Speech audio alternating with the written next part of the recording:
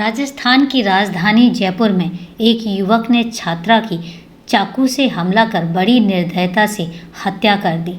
हमले के बाद युवक ने घर आकर खुद भी जहर खा लिया, जिसके बाद परिजनों ने उसे निम्स हॉस्पिटल में एडमिट कराया। वहीं दिन दहाड़े हुए इस मर्डर से पूरे इलाके में दहशत फैल गई। चलिए दोस्तों, जानते हैं इस हादसे की पूरी कहानी। लेकिन उससे पहले नमस्कार दोस्तों, क्राइम चैनल पर आपका स्वागत है। मैं पूरी उम्मीद करती हूँ कि आप लोग स्वस्थ होंगे, सुरक्षित होंगे। दोस्तों, कहानी में आगे बढ़ूँ उससे पहले यही कहना चाहूँगी कि अभी तक आपने अगर चैनल को सब्सक्राइब नहीं किया है तो सबसे पहले चैनल को सब्सक्राइब कर लीजिए और हाँ, बेल आइकन प्रेस करना मत भूलिएगा, क्योंकि उससे आपके मोबाइल में आसानी से नोटिफिकेशन आ जाएगा अगले वीडियो का। और इसके साथ ही कहानी में लास्ट तक बने रहें। और इसके साथ ही आज से हम एक अपना अध्याय शुरू करने जा रहे हैं। आप जो भी कहानी के बारे में कमेंट्स करेंगे या आपका कोई भी बर्थडे एनिवर्सरी ओकेज़न होगा, उसको हम अपने शॉर्ट्स के माध्यम से आप तक साझा करेंगे। आपके कमेंट्स के जवाब दिए जाएंगे और मेरी राय भी होगी। तो दोस्तों, कमेंट करना बिल्कुल मत भूलें। तो चले दोस्तों, आपका समय नहीं लेते हैं और जानते हैं कि ये राजस्थान की कहानी आखिर है क्या। राजस्थान की राजधानी जयपुर के रहन सहन में चकाचौंध और आधुनिकता घुली आबो हवा से अलग करीब 65 किलोमीटर दूर ऐतिहासिक पहचान रखने वाला शहर शाहपुर है। वहीं मनोहरपुर इलाके के एक love academy classes for library centre में ग्रामीण परिवेश की शोभा चौधरी पढ़ाई कर रही थी। वह चिमनपुरा के बाबा भगवान दास पीजी कॉलेज में जियोग्राफी की स्टूडेंट थी। वह एमए फाइनल की पढ़ाई के साथ साथ सीईटी की तैयारी भी कर रही थी। इस कारण ही उसने कोचिंग सेंटर में अक्टूबर 2022 में दाखिला लिया था। नए साल का पहला दिन था। कोचिंग क्लास खत्म होने पर शोभा जल्दी जल्दी अपनी किताबें कॉपियां बैग में समेट रही थी। इसी जल्दबाजी में उसकी एक नोटबुक बेंच के नीचे जा गिरी। उसमें रखे हुए कुछ पन्ने वहीं आसपास बिखर गए। उन्हें समेटने के लिए शोभा नीचे झुकने वाली थी कि तभी एक युवक बिखरे पन्ने समेटने लगा। कुछ सेकंड बाद वह नोटबुक और पन्ने शोभा को देता हुआ बोला, हाय, आई एम सुनील बागड़ी। तुम भी बागड़ी और मैं भी बागड़ी। शोभा मुस्कुराई। कुछ पल रुककर बोली, तुम्हें कैसे पता चला? वह तुरंत बीच में ही बोल पड़ा, अब यह मत पूछो कि कैसे पता। क्यों पता? तुम्हारे बारे में मुझे बहुत कुछ पता है। तुम्हारा नाम शोभा बागड़ी है, तुम्हारा गठवाड़ में ननिहाल है। कहो तो कुछ और बताऊं। शोभा एक बार फिर से मुस्कुराई। युवक ने नोटबुक लेकर बैग में रख लिया। बैग पीठ पर टांगती हुई शोभा बोली, थैंक यू। युवक बोला, सिर्फ थैंक्स? मैं तुमसे जान पहचान बनाना चाहता हूँ। मेरा घर भी गठवाड़ में है। उसकी बात सुनकर शोभा ठिठक गई। बोली, तुम मेरे रिश्तेदार हो? युवक बोला, अभी तक तो नहीं, लेकिन बनना चाहता हूँ। इस पर शोभा चौंक पड़ी। शोभा अब थोड़े ठहराव के साथ बोली, रिश्तेदार बनना चाहते हो? इसका क्या मतलब है? मुझे कुछ समझ नहीं आया। लड़का बोला, इस बारे में कहीं बैठकर बात करते हैं। नहीं, मुझे जल्दी है। कहती हुई शोभा तेज कदमों से कोचिंग से बाहर निकल गई। पीछे पीछे युवक भी चलता हुआ बोला, अभी कम से कम दोस्ती का हाथ तो मिला लो। शोभा बोली, ठीक है, और युवक के बड़े हाथ से अपना हाथ मिला लिया। इस तरह शोभा और सुनील बागड़ी के बीच पहली जान पहचान और दोस्ती की बुनियाद पड़ गई। कोचिंग में दोनों के अलग अलग क्लासेस थे। शोभा अपनी पढ़ाई पूरी करने में लगी हुई थी। वह नोट्स, किताबें और आगामी परीक्षाओं की दुनिया में खोई रहती थी, जबकि सुनील के दिलो दिमाग कुछ और ही चलता जा रहा था। वह खोया खोया रहता था। शोभा से मिलने के लिए अक्सर वही पहल करता था। असल में सुनील बागड़ी, जिसका असली नाम सुरेंद्र मीणा है, उसने शोभा को एक विवाह समारोह में 6 साल पहले 2017 में देखा था। तब वह अपनी ननिहाल गठवाड़ी में मामा राजेंद्र चौधरी के यहाँ शादी में गई हुई थी। सुरेंद्र मीणा उर्फ सुनील बागड़ी शोभा के मामा के घर के पास ही रहता था। वह शोभा को दूर से ही देखते और उस पर मर मिटा था। यह कहें कि सुरेंद्र मीणा ने जब से उसे देखा था तभी से वह उस पर फिदा हो गया था। उसकी अदाओं पर मर मिटा था। उससे एक तरफा प्रेम करने लगा था, जबकि शोभा से आमना सामना नहीं हुआ था। बातचीत तो दूर की बात थी। उसके दिमाग में शोभा की सुंदरता बैठ गई थी और उसका ध्यान आते ही उसे दिल की धड़कनें बढ़ जाती थीं। शादी के बाद वह अपने घर अरनिया गांव लौट गई थी, जबकि धीरे धीरे सुरेंद्र ने उसके बारे में बहुत सारी जानकारी मालूम कर ली थी, जैसे वह कौन है, कहाँ की रहने वाली है, क्या करती है, आदि आदि।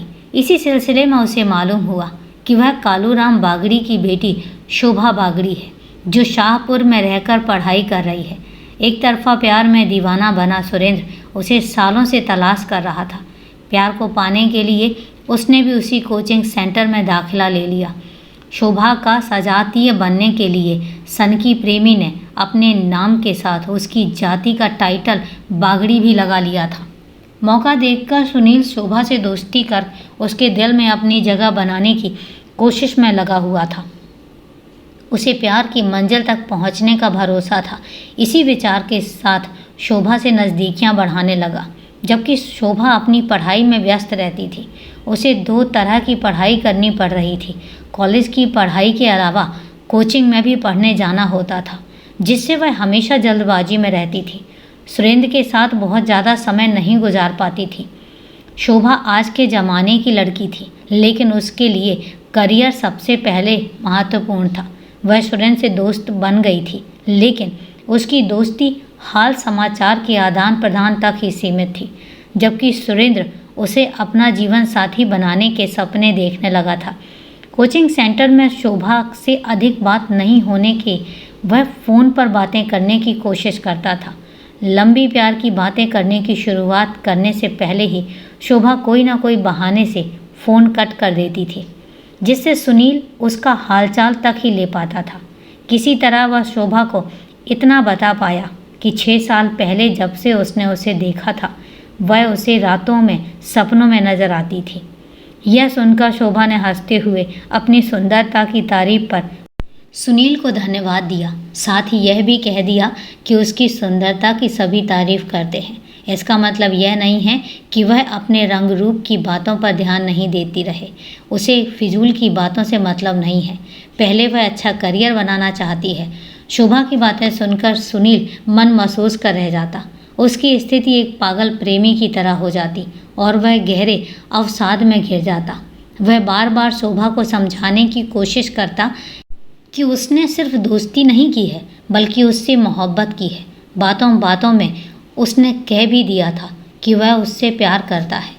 एक बार सुनील ने शोभा की एक सहेली के जरिए अपने दिल की बात पहुंचाने की कोशिश की। उसके जरिए कहलवाया कि यदि वह उससे प्यार को नहीं स्वीकारेगी तब वह अपना जीवन खत्म कर लेगा। इस बात का असर शोभा पर हुआ। उसने तुरंत सुनील को अकेले में बात करने के लिए बुलाया। सुनील खुश होकर उससे मिलने चला गया। शोभा ने उससे कहा, सुनील, प्यार करना अच्छी बात है, लेकिन यह दोनों तरफ से होना चाहिए। तुम्हें मैं अच्छी लगती हूँ, इसका मतलब यह नहीं है कि मेरे दिल में तुम्हारे लिए जगह है। मैं लड़की हूँ, मेरा भी अपना कुछ हक है। मुझे भी अपने दिल की सुननी पड़ती है। समाज और परिवार की मान मर्यादा का ख्याल रखना होता है। सुनील बीच में ही बोल पड़ा, तुमने यही समझाने के लिए मुझे यहाँ बुलाया है? शोभा सहजता के साथ बोल पड़ी, नहीं, समझाने के लिए नहीं, बल्कि बताने के लिए कि मैं शादीशुदा हूँ। सुनील आश्चर्य से बोला, लेकिन तुम्हारी तो मांग सूनी है, गले में मंगलसूत्र भी नहीं है, शादी की कोई निशानी? शोभा ने अपने बारे में और स्पष्ट किया, तुम सही कह रहे हो, मेरी अभी मंडप पर शादी नहीं हुई है, लेकिन मेरी शादी 12 साल पहले एक शादी समारोह में ही तय हो चुकी है। मैं अपने माता पिता के फैसले को नहीं टाल सकती हूँ। सुनील बहस करने लगा कि यह सब बेकार की बातें हैं, मैं नहीं मानता इसे। आज के ज़माने के अनुसार तो यह बाल विवाह जैसी बात हो गई। शोभा बोली, तुम जो समझो, मुझे उससे कोई मतलब नहीं है, पर सच्चाई यही है। मैंने 12 साल पहले जिसे अपना जीवन साथी मान लिया है, उसे मैं कैसे ठुकरा दूँ? सुनील बिफरता हुआ बोला, मैं भी तो 6 साल से तुमसे प्यार करता हूँ। शोभा बोली, यह सिर्फ तुम समझते हो, इस बारे में केवल तुम्हें ही मालूम है। मैं तुम्हें एक दोस्त के अलावा और कुछ नहीं समझती हूँ। हम दोनों एक ही जाति के हैं, इसलिए भी थोड़ा लगाव है। शोभा की बात सुनकर सुनील को कोई जवाब नहीं निकला, लेकिन अंदर ही अंदर वह उससे नाराज़ था। उस वक्त उसकी आंखें नम हो गईं। उसने कातर आवाज़ में सिर्फ इतना कहा, शोभा एक बार ठंडे दिल और दिमाग से मेरे प्यार के बारे में विचार करो। शोभा इसका कोई भी जवाब दिए बगैर वहाँ से चली गई। सुनील के दिमाग में खलल पैदा हो गई। उसने किसी प्रिय चीज़ के खो जाने का अपने भीतर गुस्सा भी महसूस किया। उसकी आखिरी कही बात सिर्फ दोस्त हूँ दिमाग पर हथौड़े की तरह पड़ने लगी। फिर भी सुनील ने उम्मीद नहीं छोड़ी। शोभा से बातचीत का सिलसिला पहले की तरह जारी रखा। आखिरी बार शोभा ने दो टूक जवाब दे दिया, सुनील तुम मुझे भूल जाओ, मैं अपनी इज्जत नीलाम नहीं करूँगी। यह बात सुनील के दिल में चुभ गई। उसके बाद तो सुनील की स्थिति पागल प्रेमी जैसी हो गई। वह किसी भी कीमत पर शोभा को हासिल करना चाहता था। दरअसल शोभा के पिता ने उसकी शादी साल 2011 में जयपुर के चंदवाजी के अरनिया गांव निवासी राजू लील के साथ तभी तय कर दी थी जब उसकी दो बड़ी बहनों की शादी हो रही थी। राजू प्रतियोगिता परीक्षा की तैयारी कर रहा था। उसके चचेरे भाइयों के साथ शोभा भी दोनों बहनों की शादी हो गई थी। इस कारण शोभा के मम्मी पापा उसी परिवार में शोभा को भी ब्याहना चाहते थे। यह जानकर भी सुनील बागड़ी उर्फ सुरेंद्र मीणा शोभा के पीछे लगा हुआ था। मार्च 2023 के तीसरे हफ्ते की बात है। शोभा अपने पिता की खेती किसानी की कटाई में हाथ बटा रही थी। इस कारण वह बीते 10 दिनों से कोचिंग नहीं गई थी। सुनील उसे बार बार फ़ोन कर रहा था। उन दिनों शोभा का फ़ोन घर पर होता था। उसे लगा कि सुनील के लगातार फ़ोन आने से घर वाले उसका गलत अर्थ लगा सकते हैं। इस कारण उसने सुनील के नंबर को ब्लॉक कर दिया था। नंबर ब्लॉक होने पर सुनील नाराज़ हो गया। अपनी नाराज़गी के साथ उसने शोभा की सहेलियों को फ़ोन किया। उस रोज़ 21 मार्च का दिन था। उसने सहेली को शोभा से बात करवाने की जिद की। शोभा की सहेली ने बताया कि वह 10 दिनों से कोचिंग नहीं आई है और उसकी शोभा से इस बीच एक भी बार बात नहीं हुई है। सुनील को शोभा की सहेली की बातों पर विश्वास नहीं हुआ। वह गुस्से में आ गया। उसे लगा कि शोभा के बारे में उसकी सहेली भी उसे बरगला रही है। सुनील के दिमाग में अजीब तरह की शैतानियत कौंध गई। वह आक्रोशित हो गया। उसकी मुट्ठियां भिज गईं। उसने मन ही मन एक योजना बना ली। इधर शोभा ने अपने मामा राजेंद्र चौधरी से बात की। उनसे पीजी कॉलेज साथ चलने के लिए आग्रह किया। उसने मामा से कहा कि उसे कॉलेज में प्रैक्टिकल बुक जमा करवानी है और एक एफिडेविट भी बनवाना है। तय कार्यक्रम के अनुसार मामा उसके गांव आ गए। वह 25 मार्च को 10:30 बजे मामा और एक अन्य युवक विकास के साथ घर से निकली। उसने रास्ते में मामा से कहा कि उसे पहले अपनी सहेली के यहाँ कोचिंग के लिए एकलव्य अकेडमी में जाना है। सहेली से प्रैक्टिकल कॉपी लेनी है। शोभा के मामा उसके कहे अनुसार पहले अकेडमी गए, लेकिन वह विकास के साथ बाहर ही रुके रहे। शोभा अकेली अकेडमी में गई। पहली मंजिल पर ही वह सुरेंद्र से टकरा गई। उसने उसे ज़रूरी बात करने के लिए तीसरी मंजिल पर चलने को कहा। ना चाहते हुए भी सुरेंद्र के कहे पर उसके साथ चली गई, लेकिन कुछ ही मिनटों में सीढ़ियों पर शोभा के चीखने की आवाज़ गूंज गई। तेज आवाज़ सुनकर कुछ स्टूडेंट दौड़कर तीसरी मंजिल पर जा पहुँचे। वहाँ जख्मी शोभा सीढ़ियों पर गिरी हुई थी, जबकि सुरेंद्र पास सटे मकान की छत पर कूदकर भाग गया था।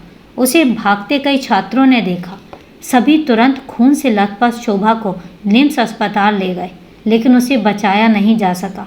कुछ घंटे में ही उसकी मौत हो गई। शोभा हत्याकांड की सूचना अकेडमी के संचालक ने पुलिस को दे दी। घटना की सूचना पाते ही मनोहरपुर थाने के एसएचओ मनीष शर्मा, एएसआई हरिराम और पुलिस टीम सहित घटनास्थल पर पहुंचे। अकेडमी के संचालक और वहां के स्टूडेंट ने उन्होंने छात्रा की हत्या के बारे में पूछताछ की। फॉरेंसिक टीम ने घटनास्थल से साक्ष्य जुटाए। उसके बाद पुलिस टीम निम्स अस्पताल पहुंची, जहां शोभा की मौत हो चुकी थी। शोभा के शव की तहकीकात इमरजेंसी में इलाज करने वाले डॉक्टर से कराई गई। इसी बीच पुलिस को मालूम हुआ कि शोभा का मर्डर करने वाला युवक भी इसी अस्पताल में जीवन और मौत से जूझ रहा है। उसने जहर खा लिया है। शोभा के साथ हुई घटना के बारे में सुनकर उसके पापा, भाई और अन्य घर वाले भागे भागे अस्पताल पहुंचे। उनका रो रो कर बुरा हाल था। पुलिस ने कालूराम की रिपोर्ट पर शोभा की हत्या का मामला दर्ज करा लिया। इसका आरोपी सुरेंद्र मीणा उर्फ सुनील बागड़ी को बनाया गया।